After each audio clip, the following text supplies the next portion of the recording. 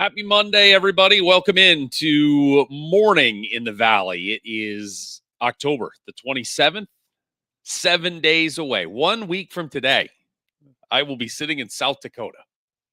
Not a sentence I usually would expect to say any other week of the year, but can't wait to be in South Dakota next week. Field of 68 opening day marathon. Be there, of course, doing the radio for Murray State and Omaha. That'll be at 12:30, and then right out of that game will be Drake and Northern Arizona in the second game there. Earlier in the morning over in Rock Hill. I believe it's early in the morning. Might be in the afternoon. I got to get my times right. A lot going on November the 3rd. I know that in Rock Hill, South Carolina, Bradley will be there as well in the Field of 68, taking on St. Bonaventure. So a busy day of the Valley next week with the Field of 68, but it is go time. And it is go time. Cannot wait. This week, we're going to wrap up our previews from the Missouri Valley from both the men's and women's sides. Today, a couple minutes, we're going to have my conversation with John Baker from the March to the Arch podcast. He is a certifiable Illinois State homer, but covers the league as a whole. So we'll get some grand 30,000-foot thoughts, but also get his thoughts on the Redbirds, the preseason pick to win the Missouri Valley Conference. We got a chance to catch up last night, so we'll have that conversation coming up in a few minutes. We'll also look at the Northern Iowa women, as it is a new era of sorts for the UNI program. Some really all-time great players in that program have moved on, and so we will take a look at what is ahead here in 2025-26 for head coach Tanya Warren. You have asked, you now, I say you receive, whatever, however you want to say it. You now have them. We have had people ask for audio version onlys of this podcast. Those audio versions are now available on Apple Podcasts, on Spotify. Just search Morning in the Valley. It's all there for you, and you can listen to me rather than look at me. I don't blame you at all. As always, this program is always available on YouTube, streaming live right now, but also we have all of our past shows, interview clips, preseason previews, all of it broken down by schools. So if you can head to YouTube, subscribe for free over there, hit the little notifications bell, because again, in a week when we're rolling, we're going to be a lot more often than just Monday, Wednesday, and Friday morning, and you don't want to miss us when we are live. But appreciate the support there. And again, subscribe on Spotify, Apple Podcast as well for the audio version of this podcast. Okay.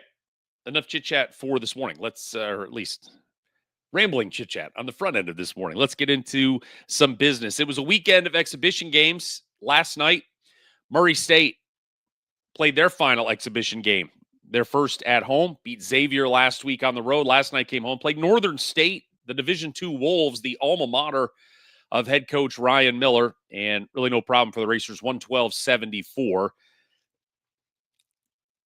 It was a game that, defensively, Racers certainly have plenty to work on. Offensively, you saw what they can be at points. It's a funny thing when you score 112 points that you just think the faucet runs all night. And it just didn't. There was times where it would dip a little bit and then it would just kind of come in an avalanche. And I think that's the part about this Racer offense this year that's going to be fun to watch and maybe a challenge for other teams in the Valley once they really have spent enough time together on the floor, these 15 new guys, and once they get to January, see how it rolls. But they can score in bunches, and they did last night. Javon Jackson, the former UIC Flame, 10 of 13 from the field, had 22 points, knocked down a couple of threes, but 8 of his 9 shots were basically at the rim, just overpowering the Northern State defenders and just able to get to the rim and score. Roman Doman, the 6'9 Frenchman, who we talked about in the summer, has been on some fringe NBA draft boards for 2026. And I get it. I mean, he is 6'9". He is long. Last night he hit 3 threes, which really isn't the strength of his game. And you kind of have to pick your poison with him. Are you going to come out and guard the 3? Or are you going to let him just go by you with those giant strides? I mean, it's one dribble from the wing and he can get to the rim. But really just kind of a menace defensively as well, just with his length and deflections and so on. A work in progress for sure, but you see the flashes that are going to make him potentially very special for this Racer team and into his basketball future. Braden Shorter, the Division II leader in made three-pointers a season ago, had 5 last weekend against Xavier, 4 more last night, 14 points, 7 rebounds. That's all fine and well. For me, the story coming out of the night, though, is the health concern of Fred King, the Creighton transfer, spent the last 3 years there behind, of course, Ryan Kalkbrenner, one of the best centers in the country, finally getting his chance. And he only played 8 minutes, I believe, got 6 minutes left in the first half, and his day was done. He went down, was running, just kind of rim running, and KJ Tenner threw a lob toward the rim. Fred went up and caught it, came down, went back up and scored, and then you could just tell he was in some discomfort with his right knee, ran back up and down the floor 1 or 2 times, and then called timeout. It's like, get me out of the game. Can't do it anymore. Trainers checked him out, and he did not return. Spent a good chunk of the second half with an ice pack on his right knee after the game. And it's just, obviously it's worrisome because right now JJ Traynor has not played any yet for the Racers. The DePaul transfer who spent some time at Louisville, he's dealing with a shoulder injury, so he hasn't been in.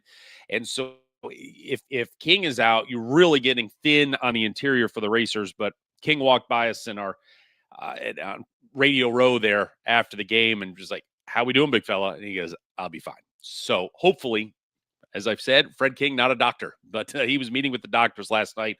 Hopefully we'll have an update later on today. But the Racers will need him for their long-term, wherever they can get to their ceiling. They need him badly. And that'll start next Monday when they take on Omaha in the Field of 68 opening day marathon. Speaking of Omaha, they had a scrimmage over the weekend. I believe it was Friday. They went to Des Moines, played Drake, and beat Drake 72-68.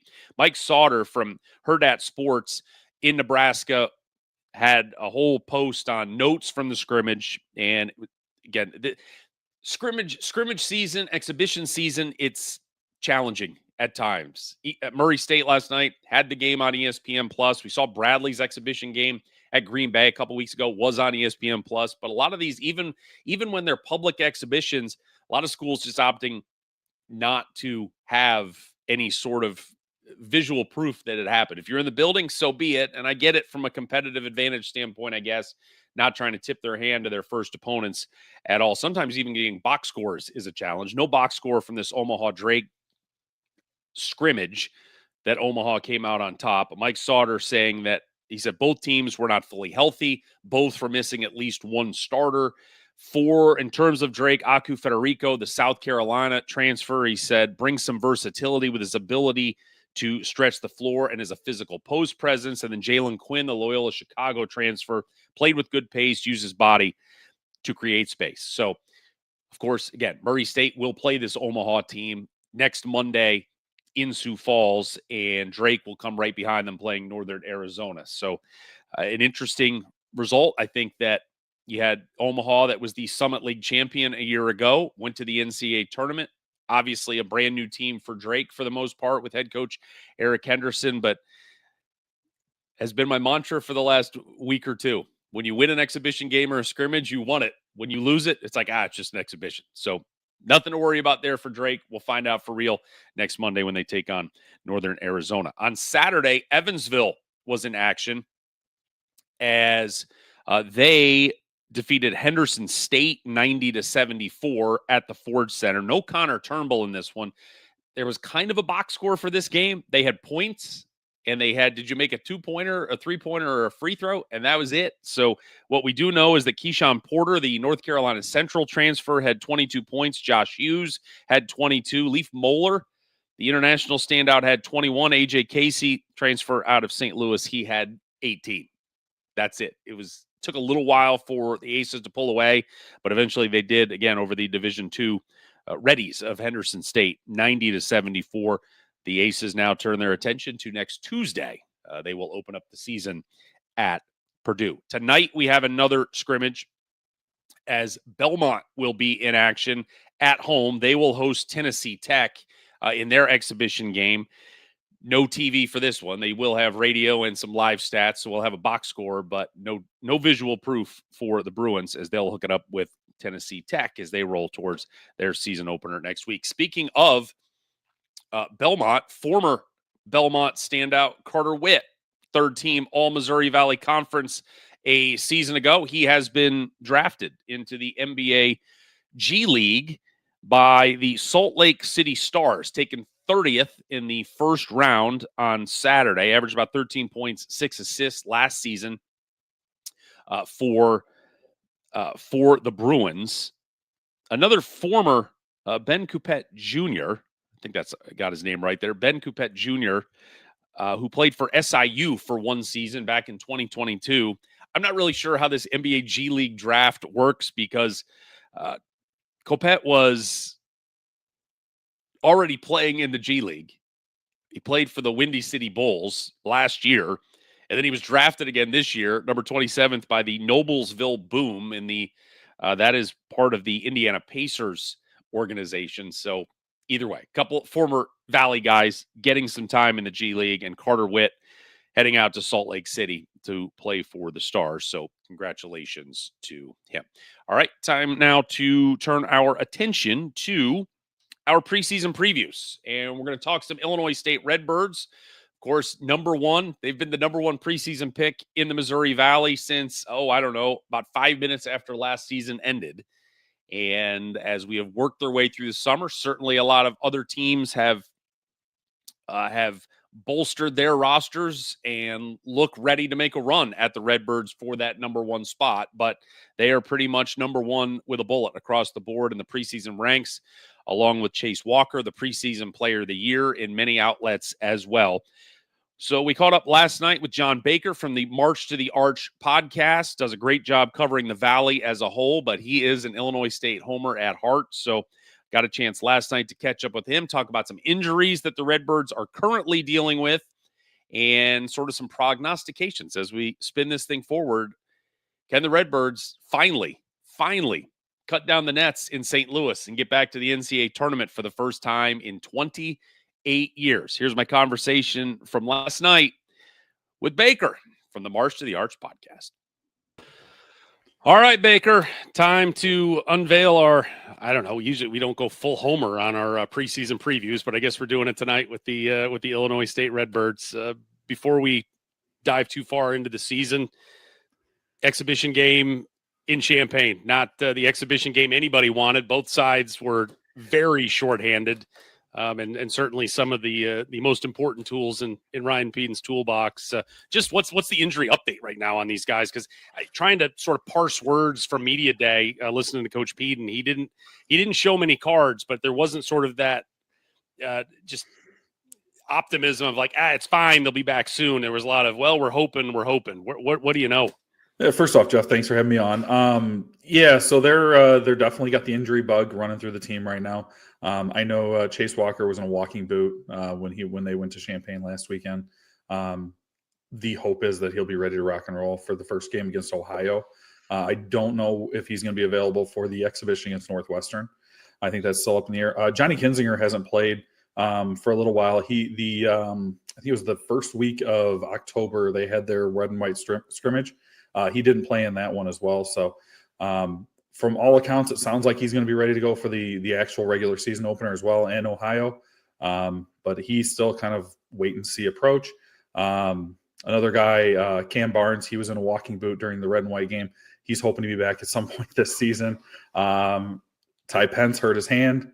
We don't know how that's going to play out and how long he's going to be out for yet. It's a constant struggle with Redbird basketball and the injury bug. But the plus on the plus side, Jeff, it sounds like everybody should be good to go for the opener against Ohio. And I think if you're Ryan Peden, that's what's really important to you right now.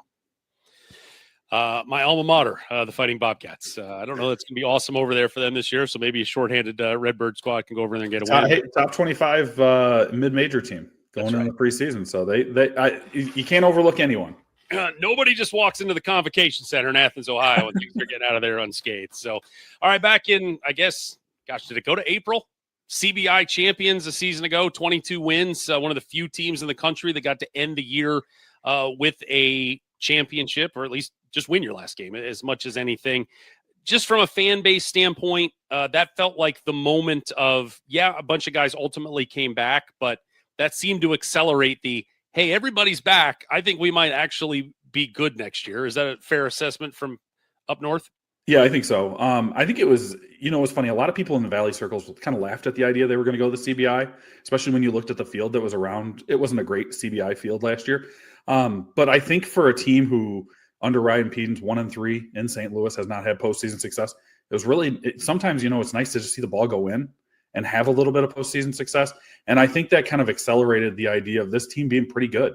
I think that those guys that are all coming back got to see that success. And I don't think that I'm guessing here. It sounds like that seeing that success with this group encouraged a lot of guys to really want to be a part of this program and come back, because a lot of those announcements were actually after the CBI. Right. Is it counterpoint? 10-10 in the Valley, fifth place. Don't get to Saturday. Yep, you won a mid-major tournament at the end. You got to win. Yep, everybody's coming back off a team that went 10-10 in the Valley and didn't get to the weekend.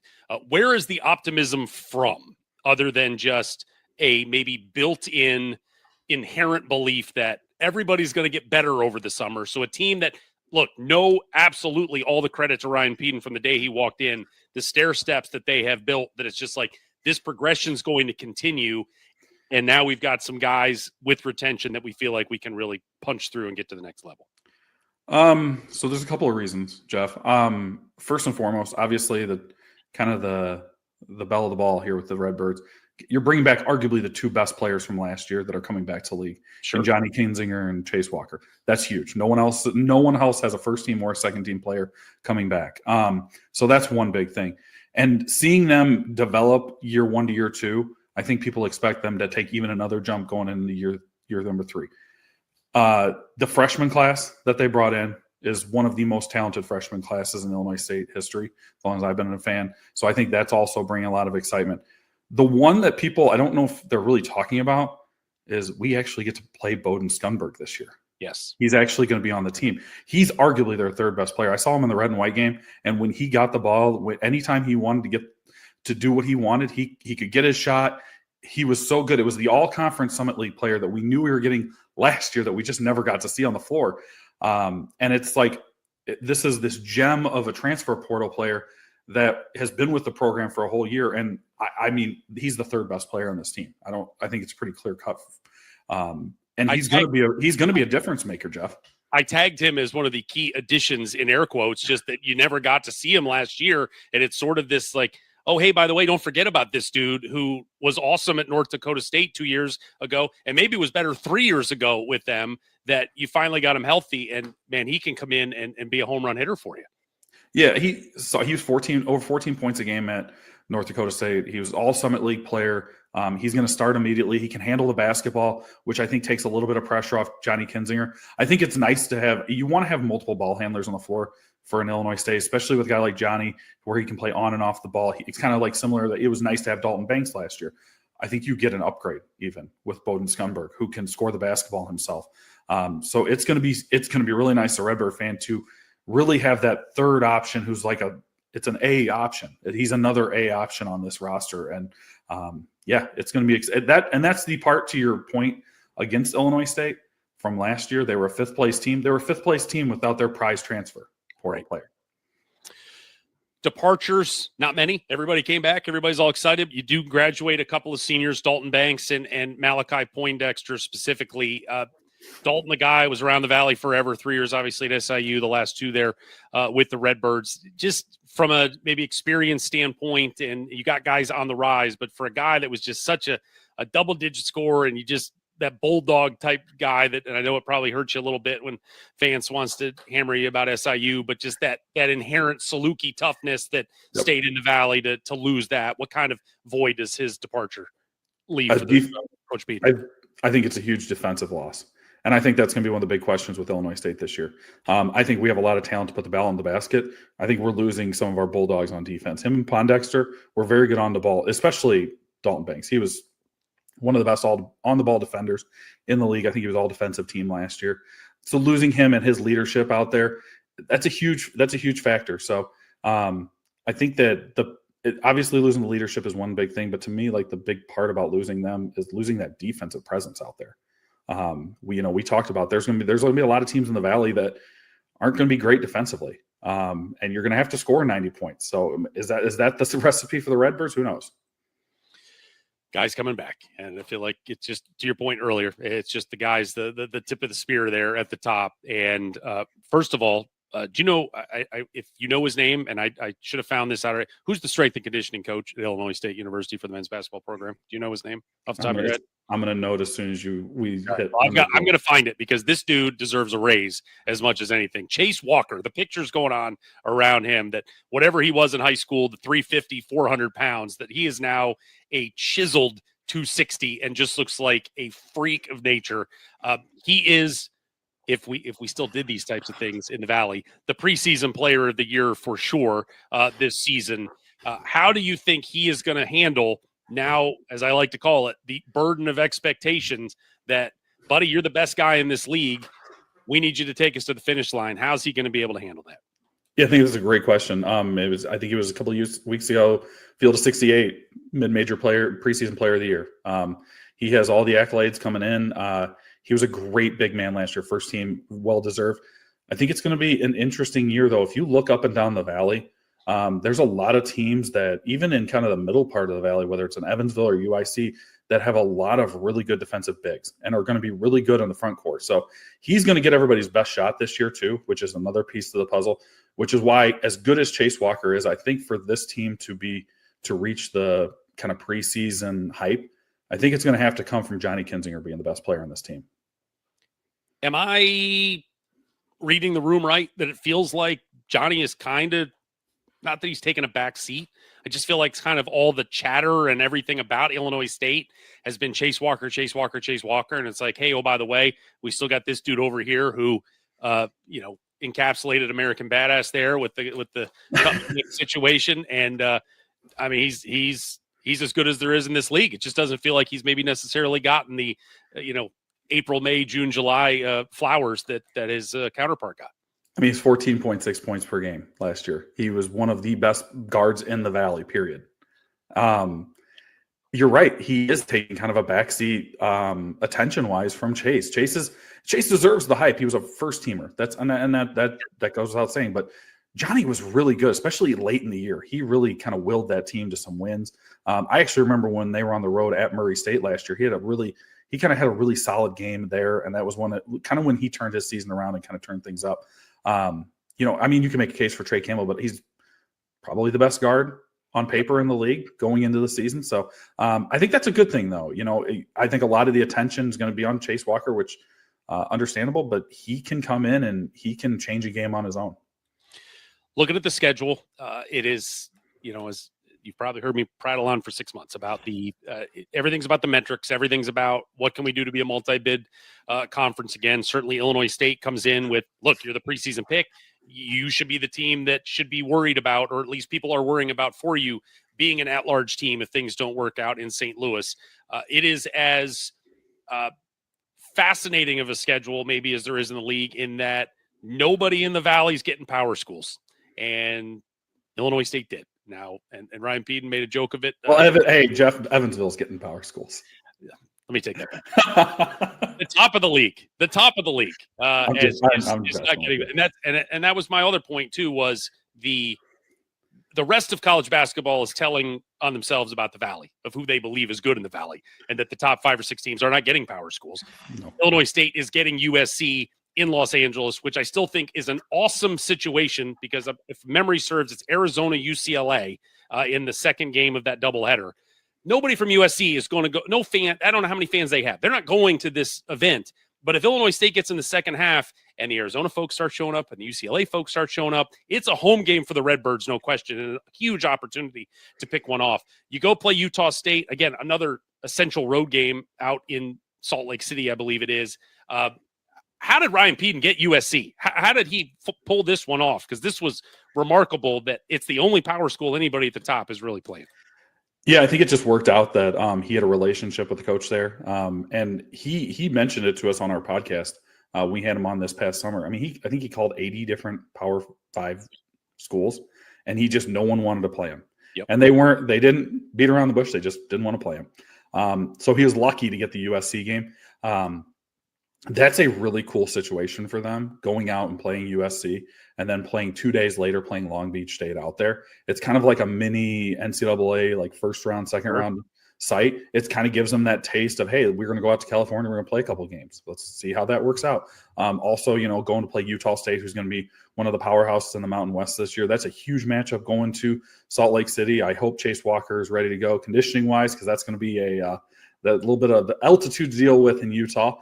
Sure. But no, for what he could do, I know he took a lot of the scheduling into his own hands this year, Coach Peden, and I think what he's put together is pretty good.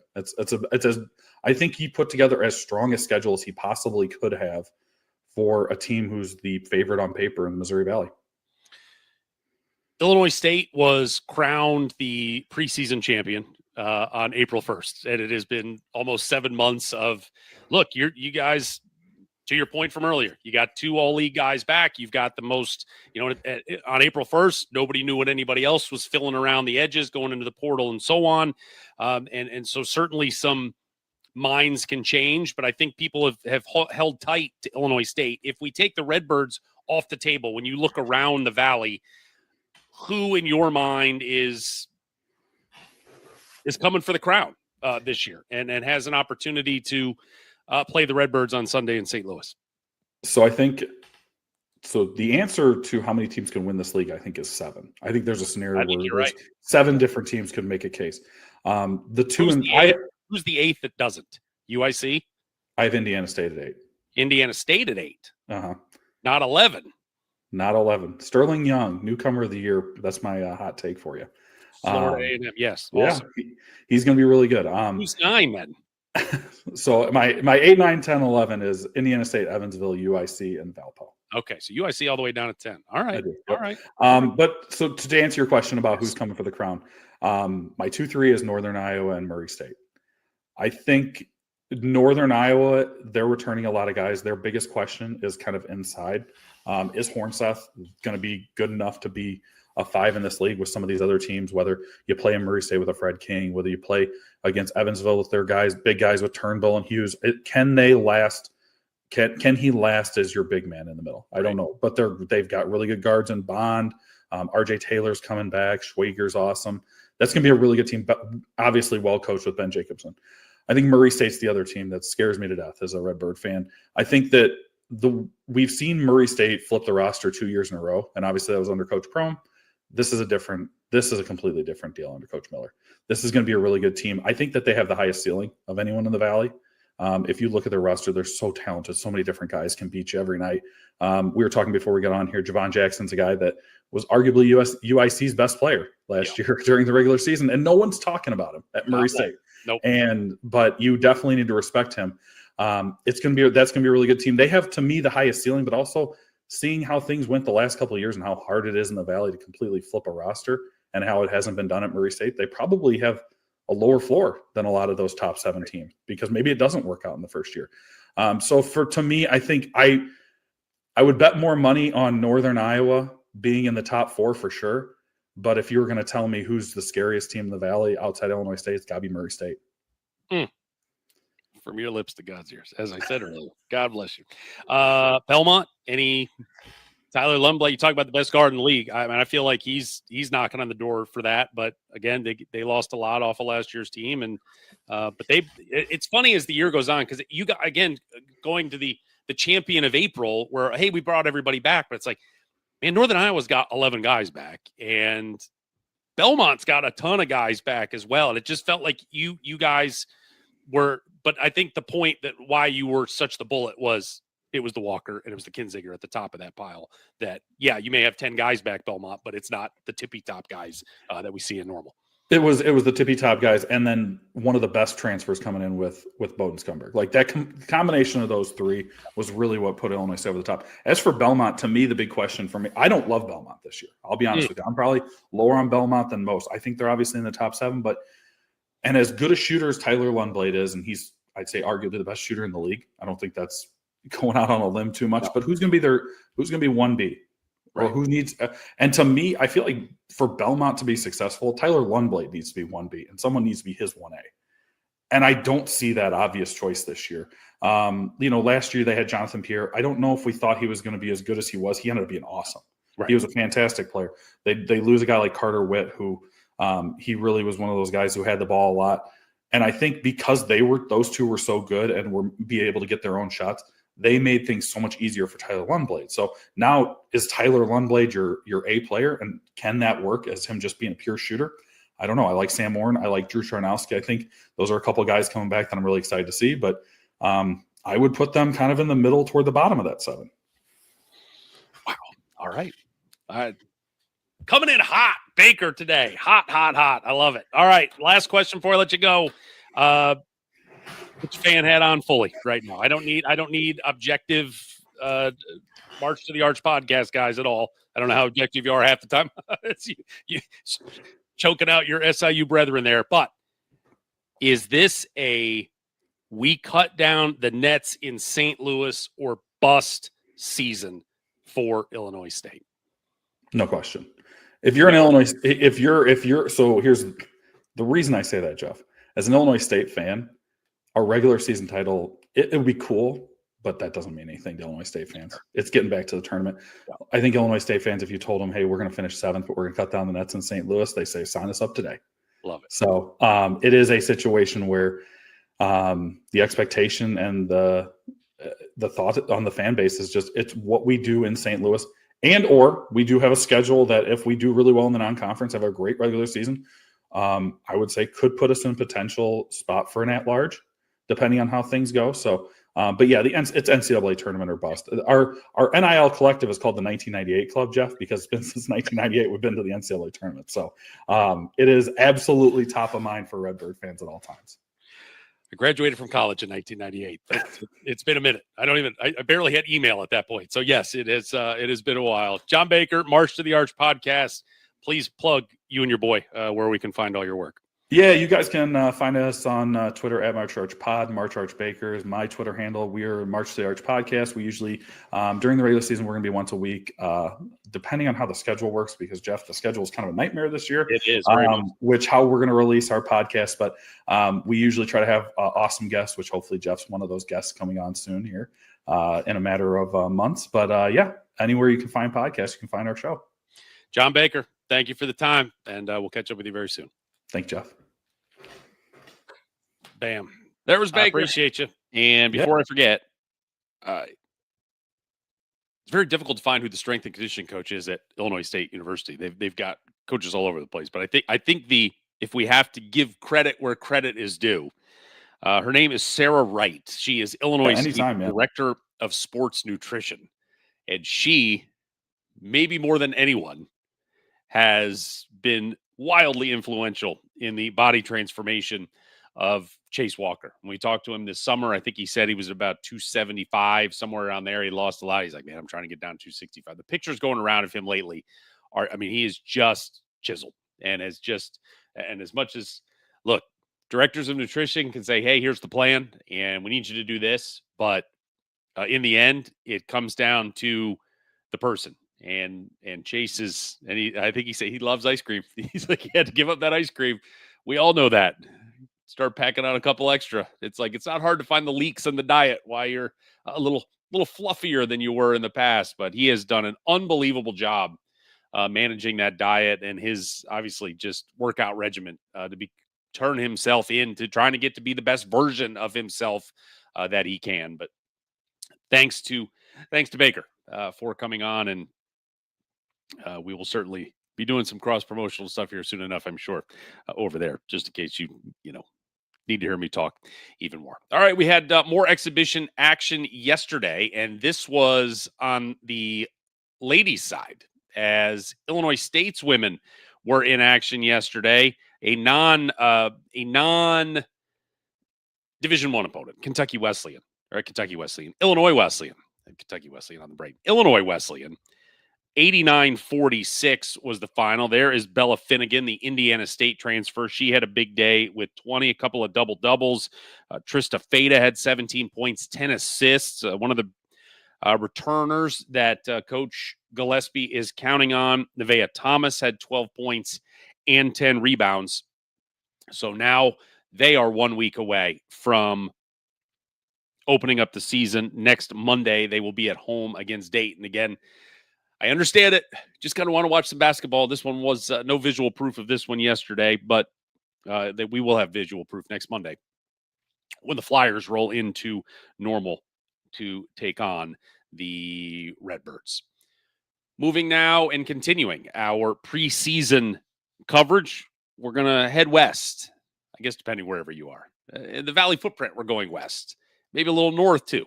Northern Iowa University, the Panthers with head coach Tanya Warren, and a little bit of a changing of the guard with this program this season, with some great players that have transferred out. 17 transferred out, graduated out, one big one transferring out as well, but 17 and 17 overall last season. They were 11 and 9 in the Valley, finished in 6th place. Part of that we talked about ad nauseum. Top 6, bottom 6. They were in that top 6, but really struggled to kind of break through and really contend for one of those all-important opening round buys.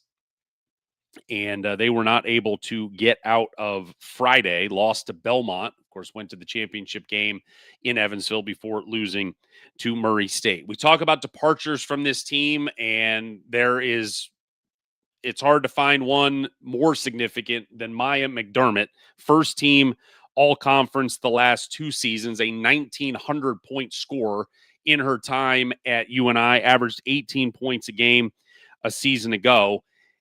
Kind of under the radar a little bit, and because I think Maya, even at 5'0", was just cast such a large shadow last year, was Cable Laube, averaged 13 a game.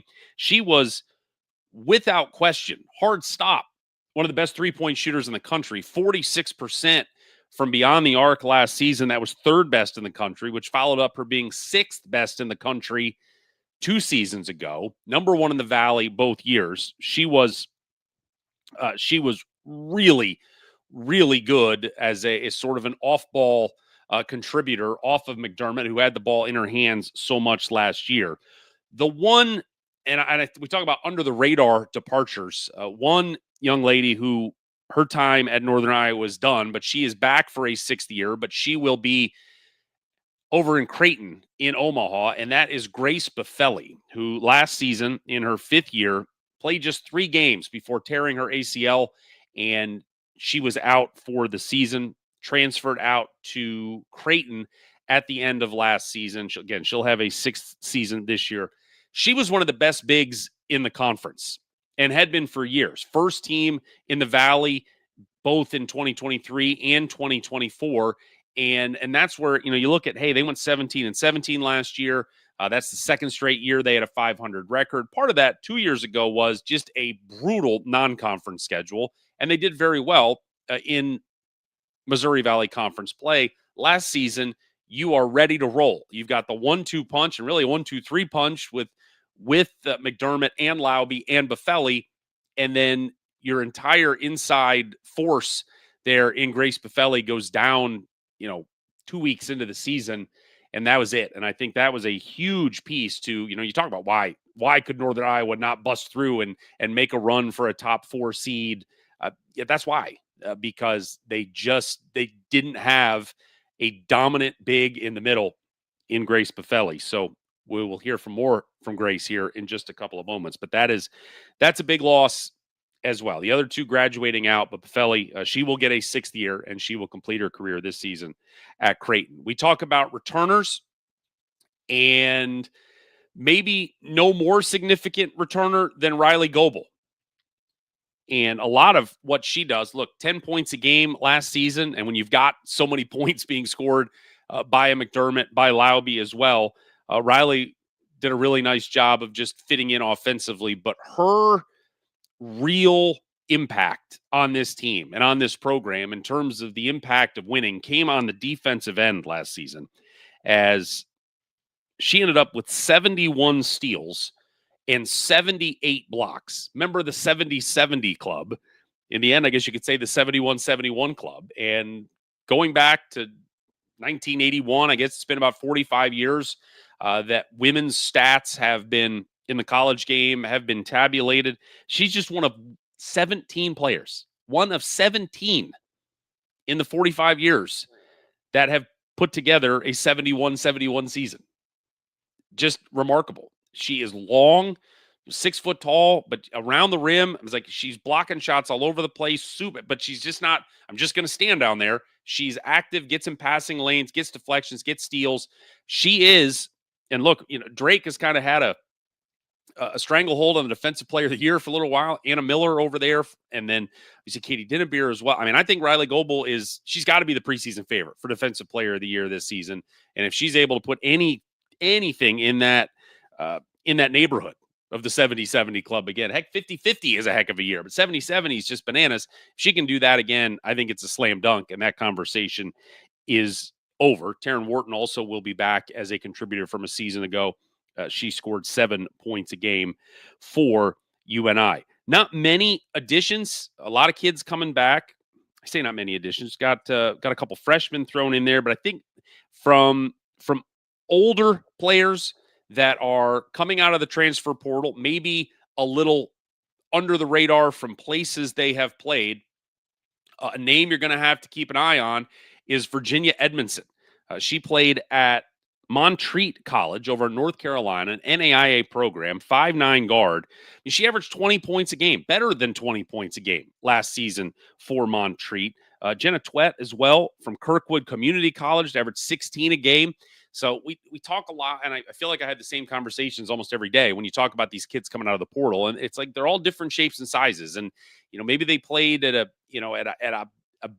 brand name school and only averaged 2 points and didn't really get their opportunity, and now they're going to get a chance to shine. And sometimes you get kids from lower levels who just balled out, and I would say Virginia Edmondson fits that bill. 20.5 points, can't sneeze at that for any reason. So a veteran player, a senior coming in, yes, there's going to be an adjustment to Division I basketball and certainly to a very difficult conference in the Missouri Valley Conference, but will not be surprised if Virginia Edmondson is, able to be a name we hear a lot of this season for the Panthers. In terms of scheduling this year, it's a great schedule.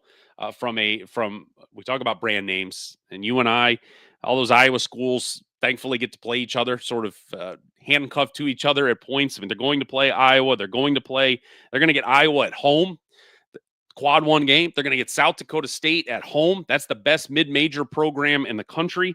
They're going to go on the road and play Iowa State, quad 1 game. They're going to go to Creighton, see Grace Buffelli again. That's a quad 2 game, at least through the Bart Torvik projections here in the early going. And then on a neutral site, they're going to Las Vegas for Thanksgiving week and to play in the UNLV Thanksgiving Classic. They will get UNLV. That should be there. So, that's 1, 2, 3, 4, 5. Half of your non-conference games are Q1 or Q2 games. So they will, at the very least, be tested before they get into the Missouri Valley, but they will have an opportunity to put a resume together and see, what they can, what they are able to, put together in the non-conference and get rolling into December. And I don't have my notes in front of me because I ripped that page out and I didn't bring it in with me. I believe, if memory serves, it is Northern Iowa and Illinois State that will start conference play December 3rd. So it is a very early, only get a month instead of almost 2 months of non-conference work for Tanya Warren. She'll get it figured out. She is the all-time leader in Missouri Valley Conference wins. So the longtime UNI coach, she knows what she's doing. So she'll have her team ready to roll, but it will be a little bit earlier, and they'll have to get that figured out. So that's Northern Iowa, and getting ready for a year that, again, I'm super curious. They did not get any of the first place votes this year. That was just Murray State and I guess it was Belmont and Murray State and Illinois State and Drake. Those are the top 4 that picked up the first place votes. But we just lost so much great talent at the top of the league. Kind of feels like the top has come down a little bit. And so maybe the middle can, we said top 6, bottom 6. Really, there was more of a hierarchy at the top in that top tier. And Northern Iowa was not in that tier last year. And we said a lot of that having to do with the injury to Grace Buffelli. But we'll see. They've got some veteran pieces, get those additions from the NAIA and junior college ranks that they might be able to make a push. So very much looking forward, and especially see how they handle that very challenging non-conference schedule when we get going next week. A couple other news and notes before we get out of here today. Indiana State has added another piece to their 2026 recruiting class. His name is Cade Speckman, 6'8" power forward out of Parker, Colorado. Currently plays at South Central Prep in Oklahoma. He announced over the weekend he is committed to Matthew Graves and the Sycamores in Terre Haute. Only got offered 3 weeks ago by Indiana State. You could say maybe that's his best offer when you look at the handful he's gotten in the last couple of months: Missouri State, Maine, Mercer, Jacksonville, and Oral Roberts. But Cade Speckman, a lot of size, 6'8", going to Terre Haute to join Matthew Graves' bunch. 'Tis the season for preseason polls, and we love them because we can get mad at them. I just saw, literally before we went on this morning, I saw that Sports Illustrated, Kevin Sweeney put out his top 100 teams, and I think the part that, thank you, Becky Hines, Ryan Swenson is the strength and conditioning coach at Illinois State. We want to make sure we get Ryan Swenson his props, along with Sarah Wright, the director of sports nutrition there at Illinois State, as they have turned Chase Walker into a beast. All right, the top 100. So Kevin Sweeney ranked every school in the country, all 365, whatever the number is, and literally right before we went on, we'll get more into that on Wednesday and get angry about it. He, at the top of the pack, he had, I think it was Northern Iowa and Murray State were like 95, 96, like right, they were both top 100 right there at the top. I thought the interesting part with Sweeney was that I believe Evansville, and I don't even want to start getting into this because I spent 4 seconds scanning through it, but basically the worst team in the Valley, and it might have been Evansville, was kind of like 230. So the floor for the Valley was much higher this year. So I thought that was a very good sign. Matt Norlander puts out his annual top 100, and he had Belmont and Northern Iowa both in the top 100. And it was maybe the first time I've seen someone be so bullish on Belmont being 84th. Just, they are in that conversation, sort of in that top 4 range. First time I've seen somebody really hammer them at number 1. Had Northern Iowa at number 96. I almost, and look, there is nothing to be gained in a lot of ways from doing these types of rankings and polls, because you are just leaving yourself open to be yelled at by some section of the internet and fan bases of schools or conferences or whatever. But just reading what he wrote in sort of the capsule about Northern Iowa, it almost makes me think he just overlooked Illinois State, because what he wrote about Northern Iowa was they have, like, it was something along the lines of, like, by a mile they have more people back than anybody in the Valley. And I was like, oh boy, those 2 pages must have stuck together and he didn't see Illinois State. But Belmont at 84. So Matt Norlander has got high hopes for the Bruins. So take that for what you will. All of this arguing and all that will go away in a week when we get to start playing for games for real coming up on Monday. But on Wednesday, we'll take a look at that SI poll of 1 through 365, so we can get mad about that together. One final thing before we get out of here today. The next 36 hours going to be busy. Exhibitions really starting to pick up, especially on the women's side. Again, the women's schedule, their calendar is kind of shifted back by a week, so they are able to, they haven't really been in a big hurry to get these exhibition games going. So we're going to see a lot of them. Tomorrow, you have Valparaiso on the men's side, the one exhibition on the men's side. Valparaiso will host Brescia. On the women's side, Drake will host Dakota Wesleyan. Evansville will take on Roosevelt. And one Division I versus Division I exhibition on the women's side up in Chicago. UIC is going to host EIU, Eastern Illinois, to you and I and our friends in the Ohio Valley Conference. Eastern Illinois going to Chicago to take on UIC. That's a pretty good exhibition there for the Flames and Ashleen Bracey. EIU is going to open the season with Drake on the 3rd, next Monday. So again, I don't believe this is going to be an ESPN Plus game, so we'll just have to close our eyes and envision what happened up there. But we'll let you know how all that shakes out coming up on Wednesday. Also on Wednesday, Paul Oren from thevictorybell.com will join us, as he's doing the Lord's work here in the last week or so, as he has reached out to media members of every school on the men's side in the Missouri Valley Conference, and he wanted a preseason poll 1 through 11, and he wanted a all-conference preseason team. So he has gone out of his way to put the ballots together, and he's done the counting. And so Wednesday we will unveil that to the masses. We're no 1 through 5 here. We're going to give you 1 through 11, and we're going to give you an all-conference preseason team on the men's side. And so we'll have that with Paul. We'll also continue our preseason rankings or preseason previews as well as we wind those down this week, all leading to next Monday, getting ready to roll with the season opener. That'll do it for today here on Monday, October the 27th. Glad you have all been with us today. Don't forget, audio-only versions of this fine internet product can be found on Apple Podcast or Spotify. Just search Morning in the Valley. It is there. As always, we are on YouTube every Monday, Wednesday, and Friday live at 9 a.m. But starting next week, that will become more frequent. So please go to YouTube and find our channel, Morning in the Valley. Subscribe for free. Click the little notification bell so you'll be reminded every time we go live. We continue to appreciate all of your support, and we will see you on Wednesday, 7 days away from the season opener. We're almost there. We'll see you Wednesday morning, 9 a.m. right here on Morning in the Valley.